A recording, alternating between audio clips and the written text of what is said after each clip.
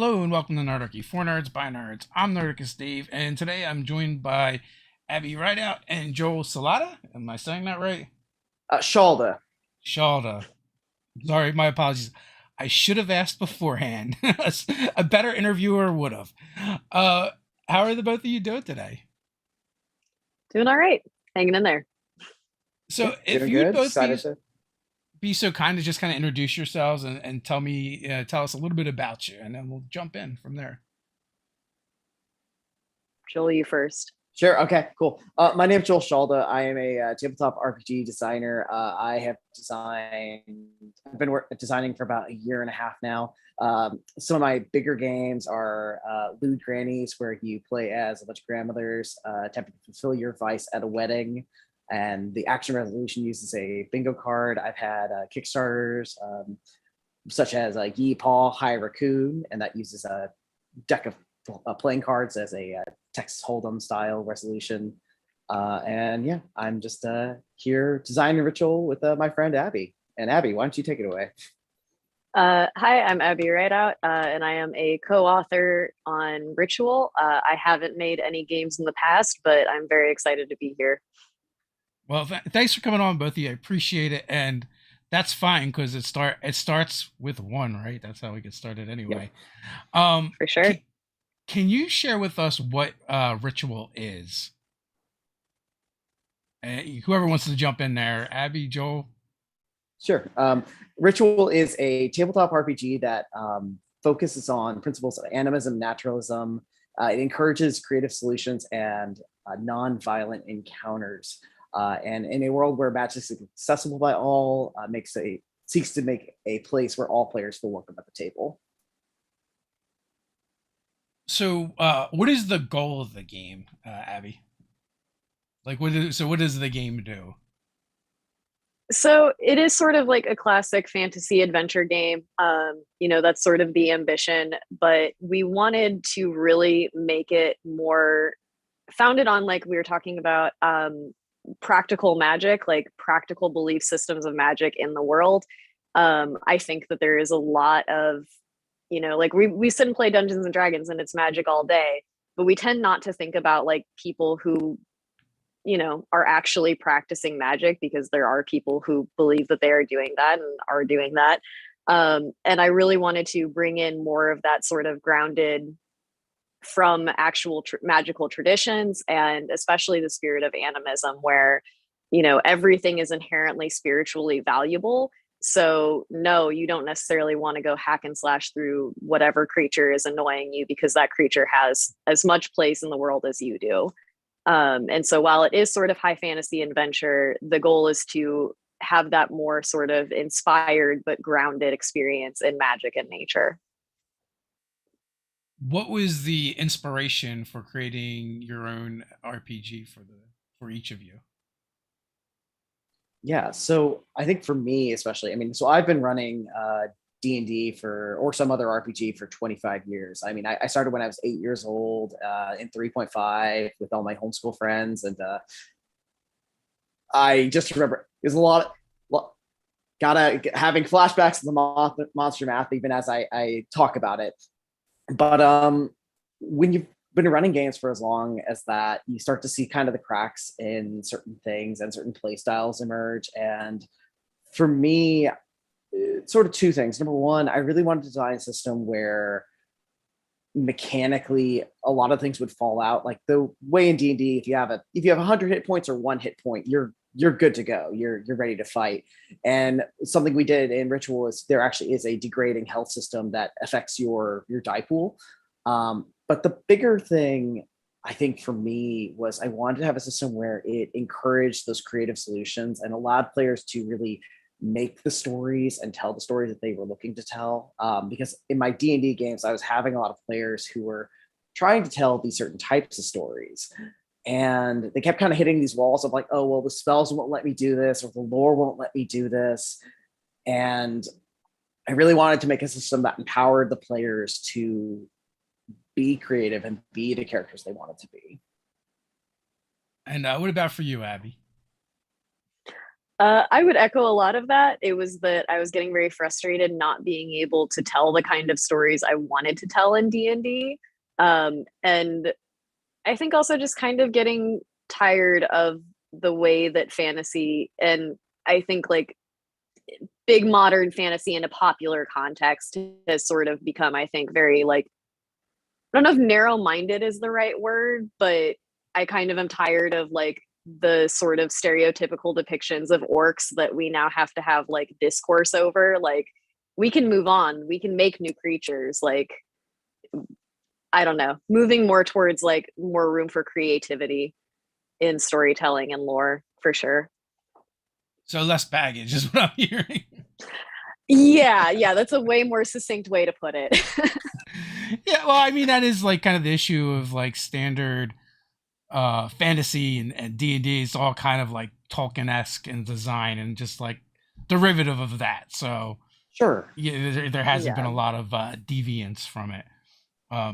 So what are the core mechanics in Ritual? Yeah. So the core mechanics in Ritual, basically, most of your rolls are going to be your health, your spirit, and your intent. Your health is actually guarded by a shroud, which is sort of a, to put in kind of a mechanic sense, it's kind of a halo regenerating bubble. And that might be every time you're hit, a plume of feathers emits from you. It might be an inky tendril that literally blocks attacks from you. It might be your literal armor that you wear, but that blocks your health. And when your health goes down, your D10, your health die, degrades by 1 die level for each health that you have. You only have 3 of them. You have spirit, which is also a D10, but that decreases every time you get a curse. Now, curses are gained by killing monsters, purposefully or accidentally. And curses might be something like if you kill, we have this creature in the game called a Capexian, and it's kind of a wolf, a shadowy wolf creature. And if you accidentally kill a Capexian, you gain this curse where their pack can hunt you as long as you have the curse. And the ways you can get rid of that curse in particular, I mean, you need to talk to someone who knew something about the curse, or you need to wait for the next new moon. And finally, you have your intent, and that's either your school of magic or your approach. And approaches are kind of our ability scores in the game. And we have clever, intent, strong, and agile. Right now, that's sort of the names we have for right now. And they aren't Intuition, just not intent. Sorry. Yeah, sorry. Intuit. I'm sorry. Yes. Thank you, Abby. Intuit. And so you might use strong for, to pry open the door, but you also might have a strong force of will. And that's up for the player to kind of, give us that narration. Whereas the schools of magic are a bit more hard and fast tied to spells, but even the spell levels have like a set of tags within them that encourage the players to maybe go beyond or set up a situation in which that spell might be a little bit easier for them, or something outside of that spell level would be easier for them to achieve. So to sort of TLDR at the end here, it's your health die, your spirit die, and your intent. And you're aiming for most times a 15. So it's, and then there are successful complication, and then failure, because a big thing that we were looking to do is have a system where you're saying yes more often, not because something that happened in a lot of like games I'd been playing, the spells are so hard and fast that a player would go to do something cool, and I'd have to be like, well, unfortunately, your spell says that you can do this, and knowing the system like I do, if you go too far beyond that, it's going to start causing real problems. Is it a skill based system or like a class based system? So it's skill. It's completely Ritual is completely classless, and it's very much based on how do you build your schools of magic, because a big thing we have in Ritual is that magic is accessible by all. Everyone sort of has these varying levels. Innate of magic. capacity. Yeah. Everyone has the innate capacity to use any kind of magic in the world, but through selective training and skill, you get better at certain kinds. And what kind of stories are you guys telling with this game? Like maybe some examples from your own. I guess you're in the playtesting phase right now. Mm-hmm. Yeah. Yeah. Abby, do you want to take this one? Yeah, so one of my favorite ones that we did recently was like we talked about creatures and monsters. We try not to say monsters, no judgment on the beings of this world. Um, but like the creatures are very much sentient, and the creatures are also very much capable of magic because the world is so deeply magical. And so we played through a really short playtest series where a diviner from the forest had visions and became convinced that it was his job to sort of retake a town settlement for the creatures of the area, and was going to do so by force. And we, the adventurers, had to go in and kind of like find what was the truth. Like, was this guy on an ego trip trying to just, steamroll this town because he thought so? Were the creatures actually experiencing hardship, and was that causing like ill will, or was this like a town that wanted an annoying guy kicked out? And so finding the truth in there, and the truth is ultimately that a little bit of each of those things in one way or another were true.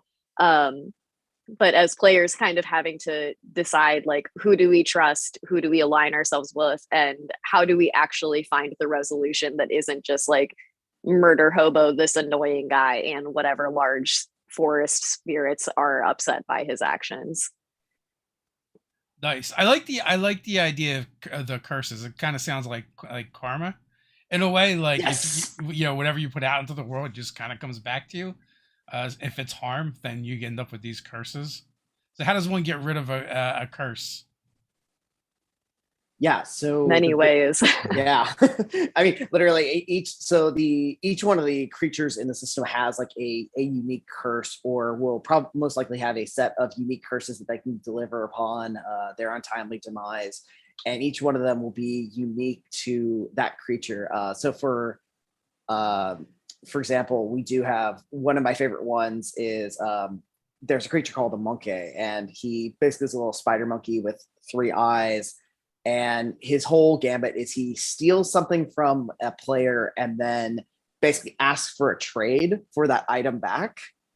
So if you kill a monkey, the whole premise is you get basically the monkey's paw, and the whole premise with that curse is that you have to make a trade at disadvantage, a trade where you do not come out ahead to get rid of that curse. That creature definitely sounds like a trap. They sound like they're annoying. You're not wrong. Yeah.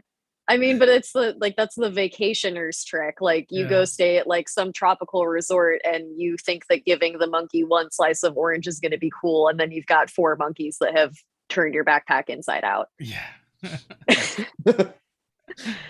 Sounds like a lot of fun. So, what is, what was the, I guess, like, how did you guys get together to create Ritual, and like what has the process been like? A lot of phone calls. A lot of phone calls and me watching nature documentaries and sending a note that doesn't make any sense about the nature documentary. Yeah. So I mean, so I guess how we started working on this, a friend of mine, a friend of ours from an old D&D campaign basically was like, hey, you and Abby should make a tabletop RPG. And, and through a series of conversations, we just sort of actually started in on it in earnest. And it definitely spoke to my kind of like, hey, helping players tell the kind of stories that they want to tell. And I think for me as a designer, I was thinking like, okay, well, what happens when you start bringing other people who are outside the space inside the design space? And basically what happens when you let non-designers play in the sandbox? And honestly, it's been very cool from that perspective. But I guess the sort of the way our process has been, every week, or well, I say week, but it's really every few days. Abby and I get on the phone. Yeah. We have basically office hours, and we kind of, talk about little bits of the system. And originally it was kind of a lot of, we just kind of throw whatever we liked out there and kind of have this moment of, okay, what's really exciting us? What are the things that we really, really like? And then what are the bits that aren't quite there? What are the bits that don't feel quite as up to snuff? And so it's especially in terms of lore and sort of that kind of like world building. And from the mechanics side, it was a lot of like, me kind of coming up with a bunch of number systems and then being like, okay, Abby, does this make sense? Has this broken? Like, are you grokking with this? And then I get a lot of notes on weeks, basically sort of the what if it was purple kind of notes. But honestly, it's interesting. And we joke a lot of times. It's like, when we don't have anything to say, it's like, what if it was purple? And It's purple.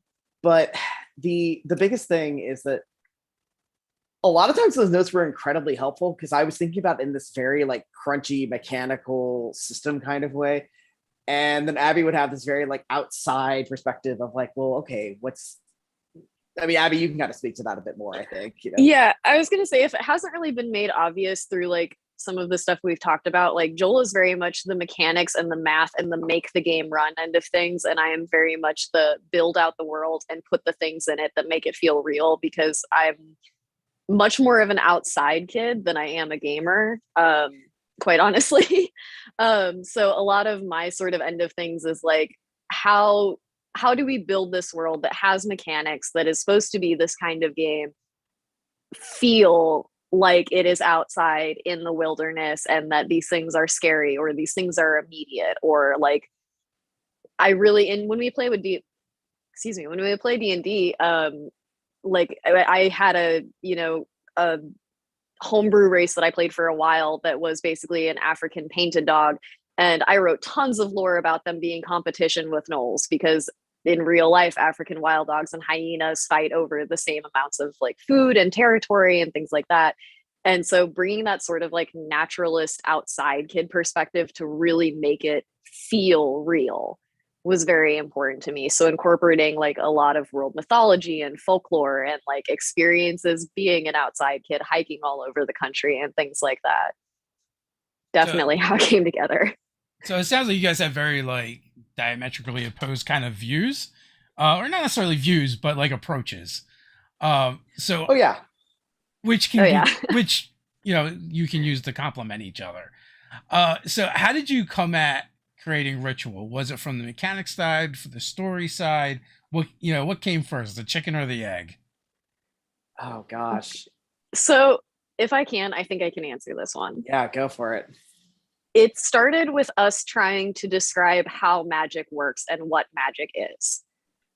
It started with the discussion, like, does magic come from another place? Does it come from a deity? Does it come from yourself? Does it come from the tools you use? Like, where does magic come from? And sort of using our lines of thinking to get to a mechanic. Like I said, like I am a practicing witch, and I've been in those circles for like years and years at this point.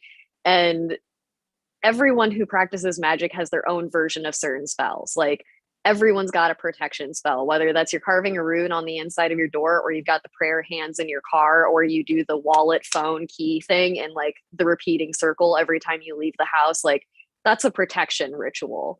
And talking about how like really simple acts like that can become ritualistic and can become magical, and how you look at the world and you're going to find everybody's sort of got their own version of that, whether it's an evil eye or, whatever you have by your front door, Billy Bass or whatever.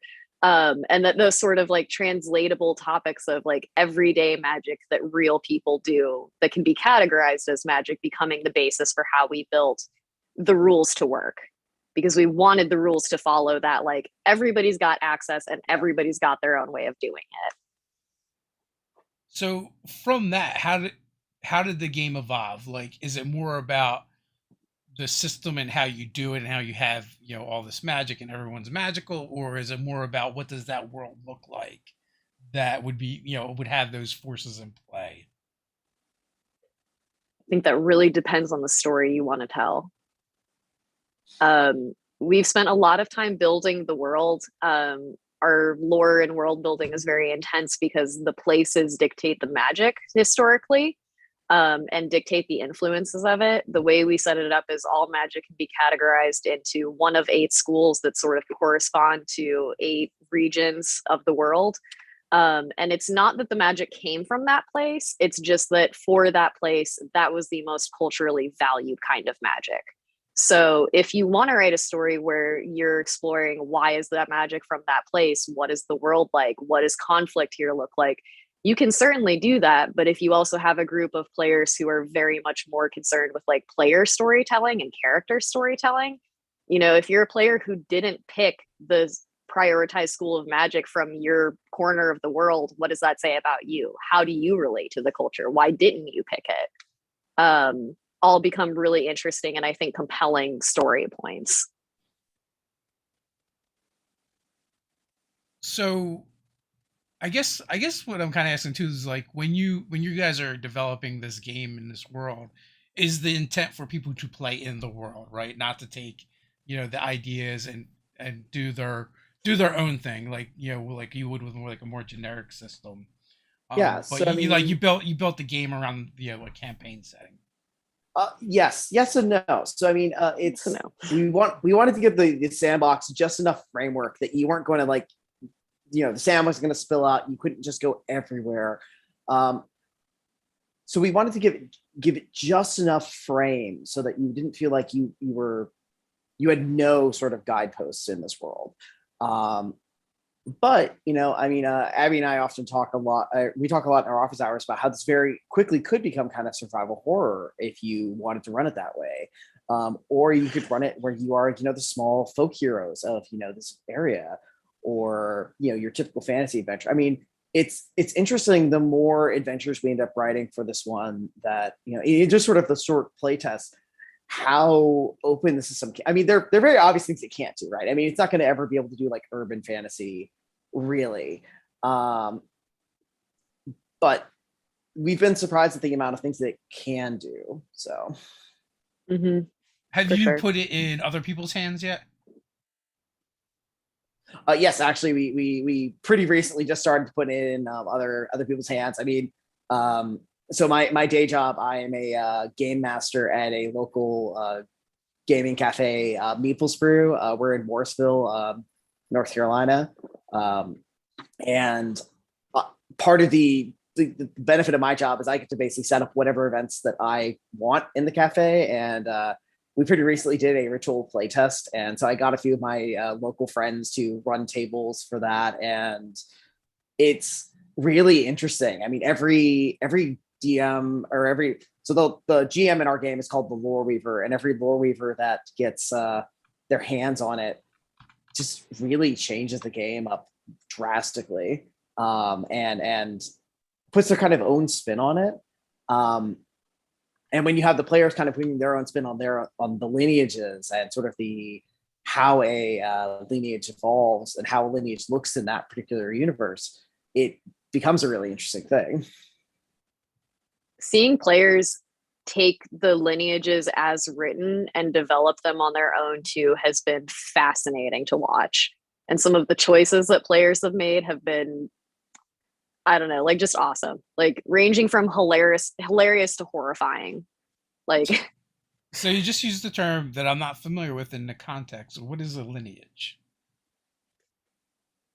So we did not want to say the word races specifically when developing our game. We wanted to avoid a lot of that baggage that we were talking about earlier with things like orcs.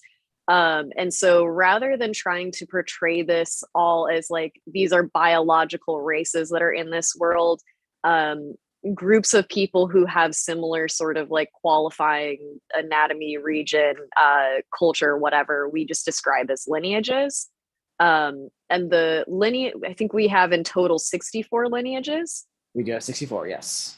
Yeah. And so as a player character, you play a lineage of some kind. We have up to 64 options. And there are brief descriptions.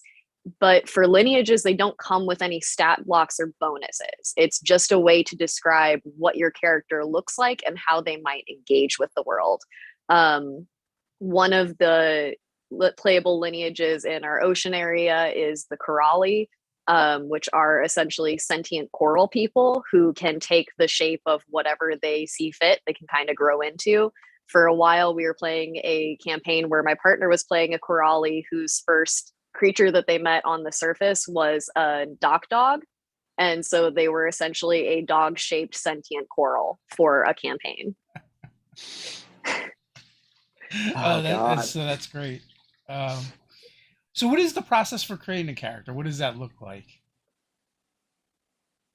So it's, I guess in terms of, for Ritual, it's a lot of back and forth between the player and the World Reaper, right? I mean, in a lot of my games that I run,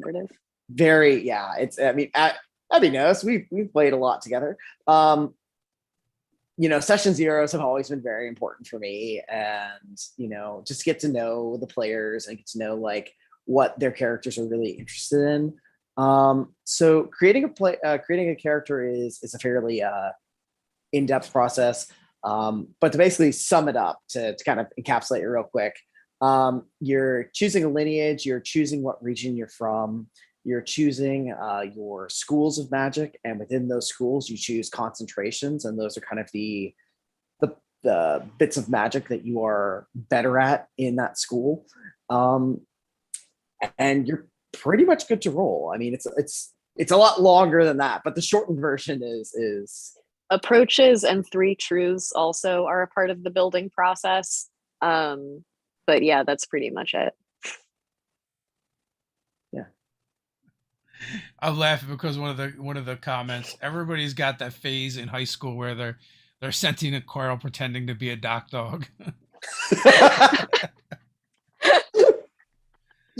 That phase you have. Yeah. Totally relatable. At one point, somebody else in a campaign was, is it Agrarchus that are sentient mushrooms? Yeah, the mushroom folk are the somebody was playing essentially like a mushroom guy, and there came a point where we had to have like a formal dinner together, and the discussion about like how does a mushroom eat, and then like watching the player try to describe how his mushroom man was eating, like stuffing stuff up under the gills and like in between sort of like tree bark folds, was like hilarious and disturbing all at once. And actually that dinner scene, actually, that was one of the few moments where like, very we really funny. Felt like it really was starting to work. And I remember Isaiah, Abby's partner, his Coralie, he asked for a bowl of milk, and he just puts his paws in the bowl of milk, and the bowl of milk slowly drains. And like, and I think that's something that, like, speaking to sort of the head of the conversation, allowing players to make these creative decisions and these narrative moments where they're really helping to build the world. That's, I mean, as a GM, that's something I really love. And I'm really glad that players are really taking that, very heavily in hand and being able to build their world. What is the world called that you guys have built together? Avastal. And do you each have a favorite part or thing from that world? Yeah. Oh. If you don't want to answer, Joel, I'll go first. You go first. I know what I'm going to say, but you go first. So like we said, there are 8 regions that make up Avastal that are kind of I don't know, dictated, or you could describe them as like real life Earth biomes. So the 2 places that I feel personally the most attached to are the Ohane, which is a grassland prairie. I'm from Tornado Alley, and I've spent a lot of time like out west. I was just in Colorado last week. And so that kind of, it looks like nothing, but when you look for a second longer, there is so much, and also so much that surprisingly wants to kill you. Like, it looks so benign and picturesque from a different distance, and then up close are scorpions and tornadoes. Very fun one to write, and one that like I feel very strongly about. And the second one is the Golhen, which is the true desert. And in our world, the magic that's most common in the desert is illusion magic. And when we were writing the Goalhen, we kept talking about like fantasy Las Vegas and that idea of just like this illusory grandeur in the middle of nowhere, like in these dire places. And just, yeah, very fun for me personally. Yeah, What gaming world would be complete without a fantasy Las Vegas? it's true. Yeah. Uh, How about you, Joel? yeah, I mean, so for me, gosh, I think for me, it really has to come down to a few of the lineages that have kind of like stuck into the book of like characters I've had for, I mean, a long time. I mean, some like lineage concepts I've had since like high school that have managed to kind of creep their way in. I think if I had to pick one that's kind of like my heart and soul, it's the lineage that's actually not even in the playtest copy. It's a race that there's a lineage that uses, they start their life out as a normal object, and then through basically the gaining of being around the person who is using the magic around them, gains enough magic after the user's death to grow into a person form. So they wander out of the darkness in this newfound life and form, and have bits of their body that are obviously formed from whatever object they were, but they have no idea what they were, where they came from, and then sort of have to make life out of this whatever it is they got existence. handed. Yeah. And so, yeah, I mean, and they actually, in one of the playtests, they encountered one who basically was a broken lantern, who had grown out of a wildfire that had burned down one of the outposts in the Coparan, which is kind of the like Black Forest divination magic area. And actually, I would say that the Coparan I really like, because it's very much a bunch of scholars and researchers and diviners, and they have these astrologers, and they have these forts up in the tree, like tree forts up above the tree line, and literal astronomy towers where they can see the stars, and the whole forest below is filled with all of these creatures that are basically well, they're not that they're against divination magic, but their powers are very they're very immune to the divination magic that the people above are using. So the diviners above are trying to track the movements of these creatures below, but some of the creatures below might have abilities where like they're able to split into two, or create false tracks, or literally mess with the flow of time. Yeah, those are kind of, I mean, that's the thing. It's like it's picking your favorite amongst a basket of all good things. Yeah, for sure. So Brian's got a question from the chat. He came a little bit late, so I'll elaborate a little bit. Coolest monsters that exist in Ritual but not anywhere else. Tell us about those beasties. So they don't use monsters per se; it's more creatures. And so, you know, because monsters automatically generates a negative connotation. But from there, I'll leave it to you guys. What about some of the beasties? Yeah. Abby, do you want to go first? I was going to ask you to talk about the jaguar. It's not a jaguar. It has a different name that I cannot remember. The spectral leopard from campaign 2. Okay. It has a name. I cannot remember its name. I don't know if it has a name right now. Nothing is as terrifying as seeing a jaguar underwater fishing. So there are a few water cat creatures. Yeah, we had some fun with those.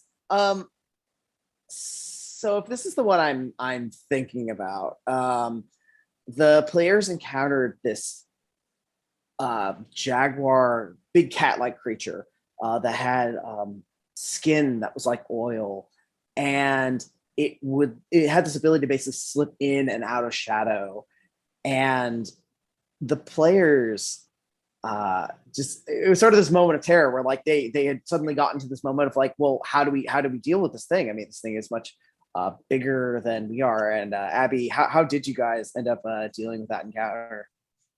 Because and that's another thing, we try to avoid using combat because most of the time these aren't combats. It's that, hey, look, the players aren't looking to attack this creature. It's like, how do we deal with this creature who is out of place or been misplaced by a certain element or issue? I remember an intense game of hide and go seek and someone setting a trap of some kind. Yep. That is exactly what happened. Yeah. I mean, it's this very tense moment of like the players had to get out and like staying in light to avoid the shadow spots where it could dip was like a part of it because it could hide in the shadow. So if you were staying too long in shadow, it was going to be able to get you. Yeah, and then I think you guys actually finally set a trap in shadow and causing it to fall into the trap, and then that gave you enough leeway to get away from a creature that was trying to do you harm, but you very much did not want to take it out. So yeah. Joel, did you have one? For talking about creatures and beasties. Yeah.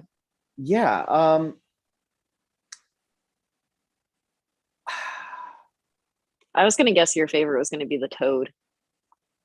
Oh, yes. So there was this toad-like slug creature that basically don't remember the name for that either. So and that's the thing, right? If the adventurers don't actually ask the creatures what they're called, what their name is, it's kind of this like, well, there's this creature that you've encountered and you didn't take the time to learn its name. But basically, the adventurers woke up from a deep sleep and were surrounded by basically this swamp. And they,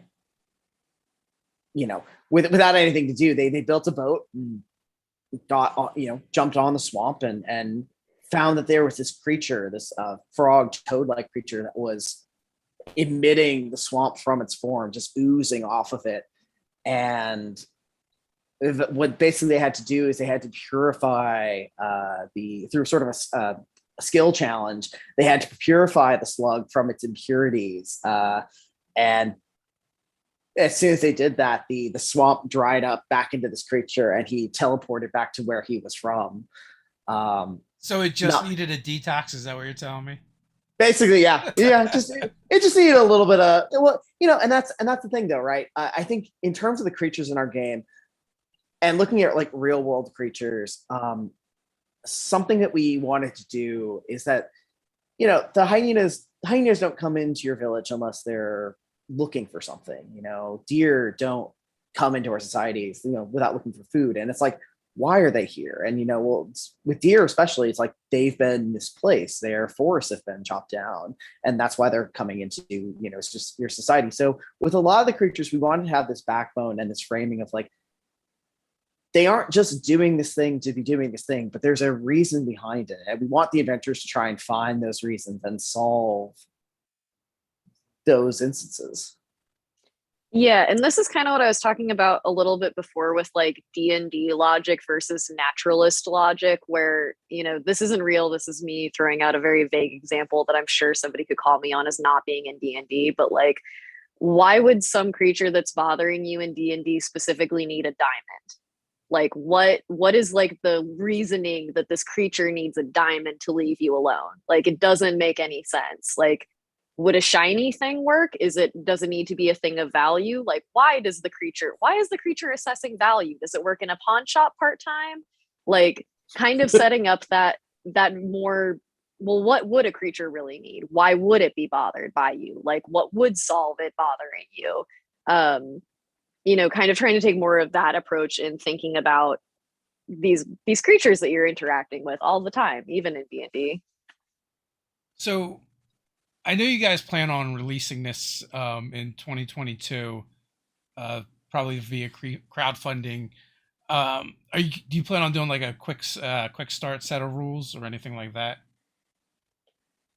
Glad you asked. Yes, we're actually releasing our quick set in a few days, October 16th, for free RPG Day. Oh, very awesome. And where is the best place for people to find that? Yeah, so probably the easiest place for you to find it is going to be we'll eventually have a link front and center on our webpage. That's ritual-rpg.com. You can also find it on the big table www.thebigtabletop.itch.io eventually, but that'll be on 16th. So yeah. Awesome. As always, folks, there are links in the description, so you'll be able to go check that out when they drop. But also, if you just go follow Ritual RPG in those places and Joel and Abby, then you'll more than likely know. I'm sure you guys will be talking about it come the 16th. Zero Definitely. media blast. It's a best kept secret in the sphere. No, yes, we will most definitely be letting everybody know. So, absolutely. Have you thought about, do you have plans beyond when you release Ritual? Like, is this a playground you guys want to play in for a long time? Is it a one and done? Is it different for each of you? No, I think we're on the same page, but Joel has more to say. Okay. Yeah, no. So it's interesting because through this I found a person who I think we work very well together. I think we have very different skills and perspectives that we bring to the table, and I definitely think we are looking to release more like Ritual modules and stories after this. So I definitely think we're going to be playing the Ritual space for a long time. But we also have a few games that we're looking to kind of build out as we get further away from we're hardcore developing Ritual, and then we're going to move into other game systems beyond that. So yeah, I think we're looking to be creatives or creators and keep bringing more people from outside the space in for a long time. One of the sketches on the wall that I keep coming back to that we'll get to in like 2 or 3 years from now is an RPG system inspired by classical astrology, but that's way farther down the line. We'll get there someday. I'm not gonna lie, you guys are super niche. I'm digging it though. Yeah, I mean, but that's the thing, right? I mean, I think about like stuff that was in the sphere even just 10 years ago. I mean, and now it's there's something out there for everybody. I mean, like the TTRPG sphere is just huge in what you can and can't find.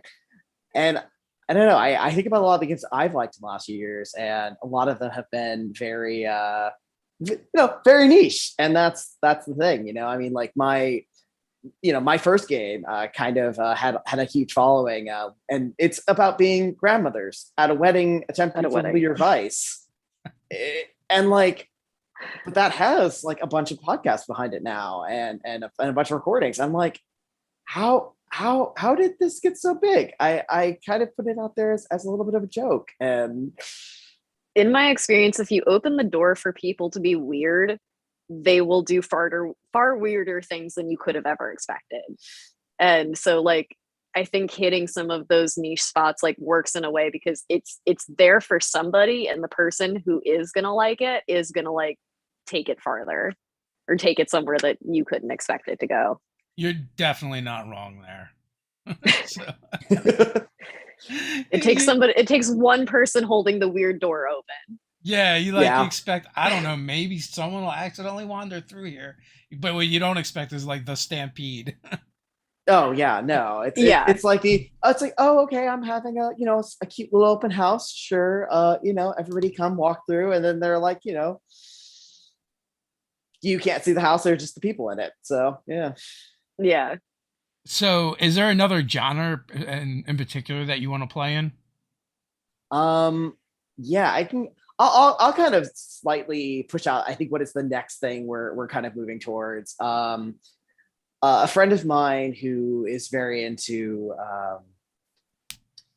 sort of the afterlife approached me a while ago about a project. And basically out of that, we had this moment of what would happen if you had a campaign where all of the characters you had characters from other RPGs that were all dead, and they were all trying to find their place in the afterlife. And that's kind of one of the big build-outs we're going to be doing next. It's kind of inspired by things like Tim Hutchins' Thousand Year Old Vampire, and Ryutama, very trying to explore death and what death has to offer these characters, and especially characters from other systems. I mean, because you could have a character from D&D and a character from Morkborg and a character from Blades, and how does this party of very different characters traverse death together? Cool. I've seen a couple Afterlife games come out, so there definitely seems to be an audience for that. Yeah, I mean, and I think what got me thinking on it was, you know, a lot of times like a campaign cuts short or a campaign ends, and you're like, well, but I'd really love to play those characters, and you know, and sort of give them like one last run. And basically, for me, at least in the design space, I'm like, I want to give people a chance to do that one last run. But yeah, I've seen a few of them as well, and I'm like, there definitely, I think, is a place for more in that sphere. Yeah. And for each of you, do you prefer running games or playing in them? Two very different answers. I prefer playing. I definitely prefer running. I mean, I'm kind of a forever GM over here, and I pretty jokingly always say it's so much easier to be 30 people than be one person. No, I'm gonna say related to the, or go ahead. No, I was just gonna say I get that because you don't have to be those people particularly deep. No, but except for those moments when you're like, oh, okay, here's the throwaway character who is a rope salesman who my players keep bringing back, and now this rope salesman has to have, oh yeah, Hog Tie, yeah. Now he has a whole family and an entire, it's that's my joke. I keep throwing in this descendant of this merchant in every one of my campaigns, and it's like, you know, if you look hard enough, you'll find a descendant of Hog Tie everywhere, and there'll probably be one in Ritual. So yeah, that is very specific. Dave, I think you've gathered. We're pretty specific people. Yeah. No worries. I'm just Very refraining niche. from making rope jokes and not being inappropriate. So Brian wants to know any plans for a Halloween or spooky adjacent game. I was going to say this is sort of the tie-in, is the genre that I am most interested in exploring in the future is horror, because I do not like being a DM except for when I run horror-oriented things. Yeah. Then I love it. I love doing that to other people. I don't know what's wrong with me, because I don't really like playing through it, but I really like to run them. And so I don't think we have any like specific plans for Halloween specific things, but there will definitely be more like spooky horror oriented Ritual side products in the future for sure. Because like we talked about, it's not set up to be a horror survival game, but if your lore weaver runs it hard enough, it can turn into that very quickly. Yeah, I think Brian means more like on a personal level, like whatever you're doing in your own games right now. I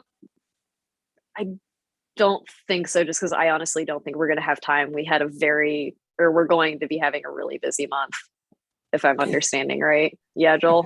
Yeah. Oh, yeah, for sure. Oh, yeah, absolutely. I'm looking at the calendar like, yeah. No, but I will say I do have a, if you're looking to scratch that itch, if you go to my itch page, there's a little game called Broken Figures where you are people trapped in a ski resort, or you are individuals invited to a ski resort, and you all have a hidden secret. But one amongst you is the murderer who has called you all here to the ski resort to slowly murder you as a snowfall has trapped you in. And basically you have to survive long enough to get out and potentially find the murderer.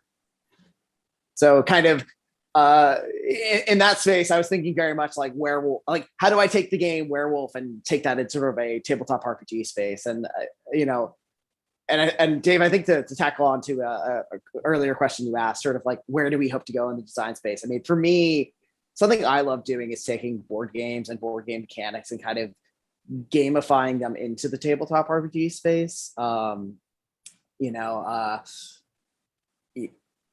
I just think there are a lot of really cool mechanics that can be kind of slightly tweaked and morphed to make these really cool action resolution mechanics something a little bit more interested in. I'm gonna roll the D20, or and there's nothing wrong with rolling a D20. I mean, I think that it's a great dice.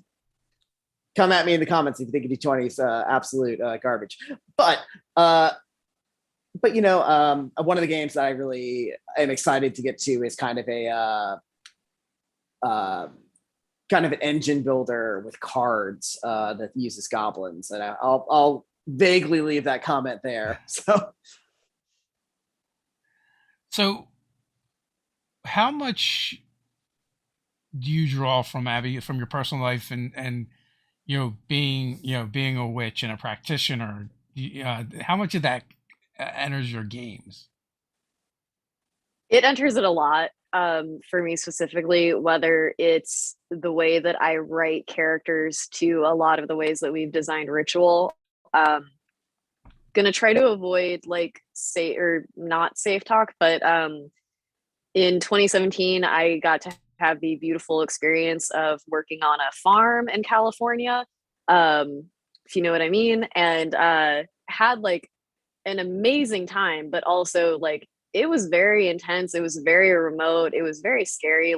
Outside of the whole you're on a crazy farm situation that you have very little context for, you're sleeping outside and there's very much grizzly bears over there somewhere. You can't see them, but they are there. And I've tried really hard to bring both, my understanding of how some of these practices and things work, but also mix it with the sort of real life scary, out in the world adventure experiences I've had. Making sure that our magic system wasn't getting too crazy was very important to me. I talked a little bit about how D&D draws on a lot of things that are sort of real world magic, but it twists them. So when I started playing D&D and I saw that a golem was a creature, my understanding of golem was not oh, it's a rock guy here to smash you. My understanding was oh, Jewish mysticism and hermeticism, which is a very different sort of creature and being, and holds a different cultural symbology than it does in D&D. And so I think both trying to avoid explicit misinterpretations of those things so as to not do a disservice to people who practice and believe and work with those things has been really, really important, but also making sure that magic makes sense and that we don't get too far into there being other dimensions and other realms, because it opens way more questions and doors to things that, as a puny human living on a rock in the middle of stars, I don't feel confident to answer. And if that makes sense. No, absolutely. For you, Joel, what do you think your experience as a professional GM brings to the table? Yeah, I mean, so I think for me, it was, seeing how players were trying to tell stories and what kinds of stories they wanted to tell and how they wanted to interact with their world.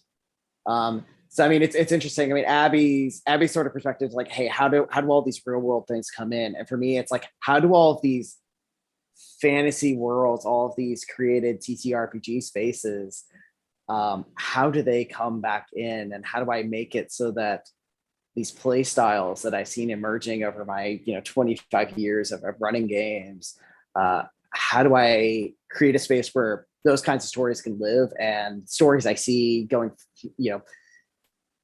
stories I can see my players wanting to tell in the future being able to be told in this space.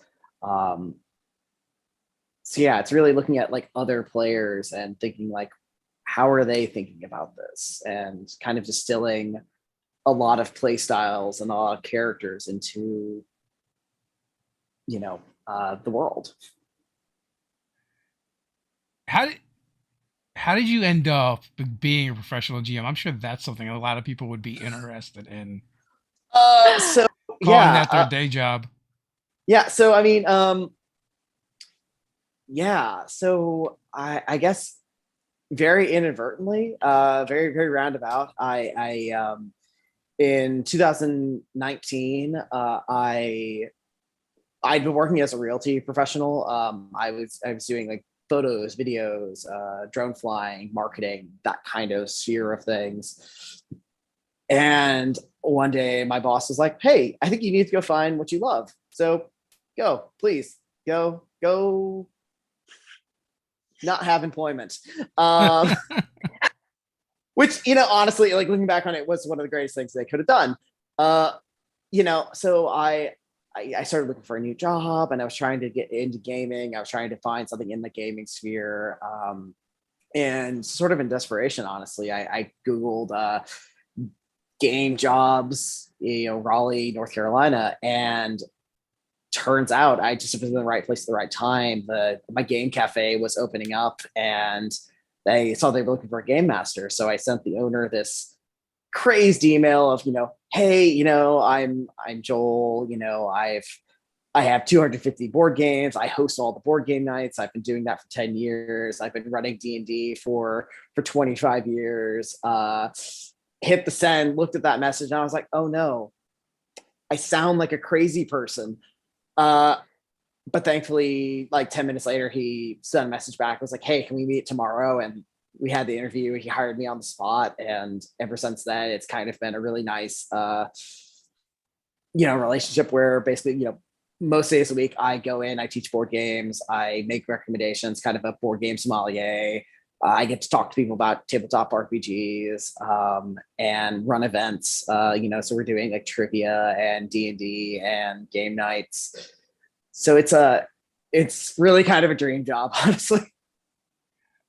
Oddly enough, I would not think North Carolina is where one would find that type of job. What? And it's funny you say that, because a bunch of so I also have the pleasure of being in touch with the game designers in North Carolina, and they're the big design group in the area. And pretty recently we were talking that North Carolina doesn't have, and sort of this region of the country really doesn't have like a game design studio or much of like a huge conference. And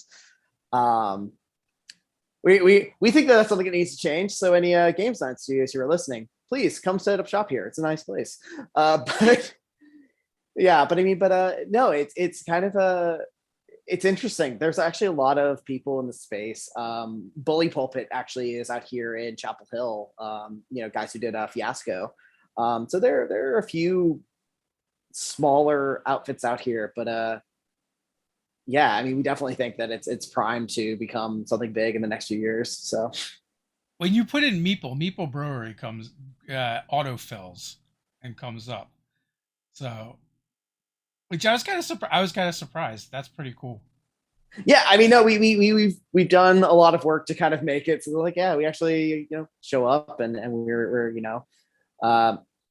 and it's funny, most people think we like brew our own beer, but no, we just we have a coffee shop and games. So yeah, it's a good combination. Also had a moment of being TikTok viral like 2 months ago. Oh, TikTok is magic in that way. Yeah, that was actually really great. So we opened in January of 2020, and then the Fire Nation attacked, as it were. Yeah. And we had to do we pretty recently in June got to do our grand reopening, and that Thursday before the grand reopening weekend, TikToker, like a viral, Raleigh, North Carolina blogger came through for TikTok and blew up our spot. I mean, in the best way possible, saying, hey, this is great, you should come here. And then that weekend, I only have vague flashback memories of. I was teaching 20 different tables, different games at any given time. It was like 4 days of just like the most maddening rush we've ever had. I mean, it's great. But it also was definitely a thing where, like, when we got done with that, like, and Abby was much more into TikTok than I am. Abby was like, hey, we should start doing Ritual TikTok. And I was like, okay, sure. Go for it. Do you both TikTok over there, or is it just Abby? Because that's how I found you guys, through Abby. Abby is, yeah, I was gonna say Abby is much more the TikTok side of things. I think I being an ex video photo kid, I think YouTube is kind of where I'm gonna eventually settle and kind of start doing more long form ritual stuff over there. But we're trying to I mean, that's the really nice thing about having two people on the design team. We also said for later projects we need more, but but having two people on the design team, it's kind of like, okay, we can kind of divide and conquer. So Shounder says we have Slice and Dice, a pizza parlor with tabletop games as well. So when he says we, I imagine he's talking about North Carolina as well. Slice and Dice. I don't. Also, I was going to say, by me, I've got. Yeah, I know the only board game place in my corner of the woods is Black Lotus Pizza, but yeah, I don't know. Yeah. Well, I mean, we've got a few here, and we're close to Philadelphia, so there's definitely options. So, Abby, can you tell us a little bit about your TikToking and what people can expect over there? Yeah, so I started with just a video to the one Doja Cat song about Ritual as sort of dipping my toes in the water, see who shows up, if it gets to anyone, and then it got to way more people than I could have ever expected. Right now on TikTok, a lot of my comments are, or a lot of my video is asking or answering questions that people ask. I've found that to be the easiest way for me to kind of talk about the game and what I'm doing, because people naturally have a lot of questions and have naturally been asking a lot of questions. So I make a ton of videos about sort of the world and little mechanical things and how it works. I also make some content about being somebody who plays these games while having dyscalculia and ADHD. So if any of that is your cup of tea, then my TikTok channel is the place. Yeah, so we created a TikTok account, when I first came aware of it, and I'm just like, I don't know what to do over there. It just makes me feel old. so now I just lurk. Dave, it's okay. I'm the exact same way. I made my first TikTok the other day, and I was like, I don't get it. But it's, yeah. My brother is a Zoomer and an e-kid Zoomer. And for years he had been trying to get me on it. He was like, you got to do it. You got to do it. And I was like, I don't get it. I'm old. And then COVID happened and he was like, listen, the trick to learning TikTok is to just open it up and go spend 40 minutes on the toilet scrolling. You commit 40 minutes, you will learn it and it will learn you. And then you don't ever have to invest serious time in it again. And you can just enjoy it. And he was right. And I've been hooked since beginning of pandemic when I followed those instructions. Now, as someone who has made a prolific amount of content on the internet and specifically YouTube, I don't, especially in RPGs and stuff, I don't really take in that much content anymore. And the longer a video is, the less likely I am to watch it. So that's why I kind of like TikTok, because you just go in and it's like, 60 seconds, you're done. Matter of fact, the content creators, once they get 3 minutes, they annoy me. And I'm like, this is way too long. So yeah, but I've got a couple of 3 minutes, but they're not many. But the problem is, like you said, and it's 40 minutes and you get it. And you just keep scrolling and an hour's gone by. And you could have watched a bunch of long videos at that point. Yeah. It's insidious. I find it, I find it challenging, but also challenging in a good way as somebody who makes things, because it's you've got a minute to say what you need to say. So you better figure out the best way to say it. That's what I that's find sort impressive. of training. Yeah. I'm not great at it yet. I'm still learning, but it definitely trains you in that you need to be prepared, know what you're going to say, be able to say it confidently and concisely and without a lot of room for elaboration. And it's very unforgiving once you publish. You cannot go back and edit a ton of things. So if it didn't work, you got to scrap it and start over. And that's sort of be on it and be on it in the first take. Sort of training, I guess, or challenge. It's been interesting, but also I think it's made me better at talking sometimes. I don't think Ted and I could introduce ourselves in 60 seconds, let alone convey any coherent thoughts. Yeah, it's a challenge. It's a learning curve for sure. So we are just past the hour mark. Any final thoughts before we head on out? I don't think so. I mean, I'll say this. I think Abby and I are just very excited to see the stories and worlds you guys come up within Ritual. And We're really interested to see what you guys think of our system once we get it out there. We're definitely going to be on a long hike to what is a tentative Kickstarter date of May 2022. Yeah, we're just very excited to see, bring other people into the space and see what you think. So yeah. But there will be enough for everyone to start playing on Saturday. It's coming. Oh, there's a ton of content coming Saturday. It's a 70-page document. Don't worry, you will have quite a bit to rock down on. So nice. Thanks for coming on. I appreciate it. As always, folks, down in the description, you can find links. Go follow Abby and Joel across the interwebs. Stalk them in the good way, not the creepy way. And until next time, stay nerdy.